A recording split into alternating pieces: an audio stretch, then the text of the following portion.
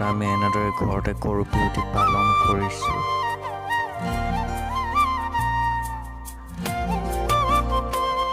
উপায় নাই, লকডাউন মানি চলাটো অতি প্ৰয়োজন, কাৰণ এজনৰ লগতে হাজাৰ হাজাৰ লাখ লাখ মানুহলৈ এই ভাইৰাছ বিয়পিব পাৰে।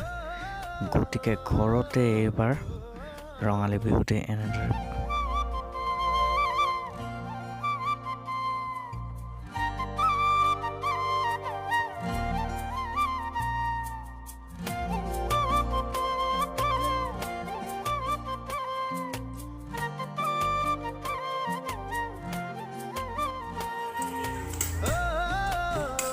হ'ব ইমানকৈ নল'ব, খুৱাই দিয়া।